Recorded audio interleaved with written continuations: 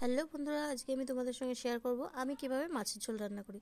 দেখো, তোমাদেরকে দেখালাম মাছটা ভেজে নিয়েছি আমি আগে, তারপর আলু কেটে নিয়েছি। এখানে আমি লঙ্কা, জিরে আর আদা নিয়েছি, বেটে নেব সেটাকে। এবার কড়াইতে একটু তেল দিয়ে দিয়েছি, জিরে ফোড়ন দিয়েছি। এখন আমি আলুটাকে ভেজে নেব বন্ধুরা। দেখো, আমি আলুটা দিয়ে দিলাম।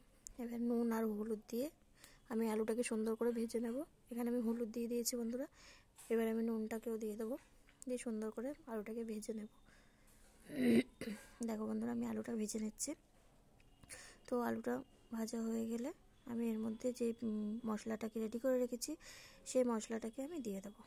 দেখো বন্ধুরা, আমি মশলাটাকে দিয়ে দিলাম। এবারে মশলাটাকে ভালো করে একটু মিশিয়ে নিয়ে তারপরে আমি এর মধ্যে দেবো একটু হলুদ আর একটু লবণ দেবো। তো লবণ হলুদটা আমি দিয়ে দিলাম বন্ধুরা।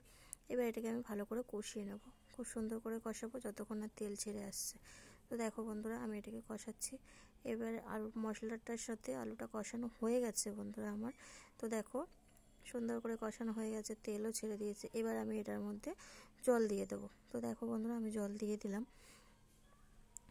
তো আমার ভিডিও তোমাদের কেমন লাগছে অবশ্যই আমাকে কমেন্ট করে জানাবে। আর আমার ভিডিওতে নতুন কেউ হয়ে থাকলে অবশ্যই আমার চ্যানেলটাকে সাবস্ক্রাইব করে দিও। দেখো বন্ধুরা, ঝোলটা ফুটে গেছে। এবার আমি এটার মধ্যে মাছটা দিয়ে দেবো। তো দেখো বন্ধুরা, আমি মাছও দিয়ে দিয়েছি। তো ঝোলটা ফুটে গেছে, মাছও দিয়ে দিয়েছি আমি। এবার তরকারিটাকে একটু ফুটিয়ে আমি নামিয়ে নেবো বন্ধুরা। তো দেখো, ফুটে গেছে সুন্দর।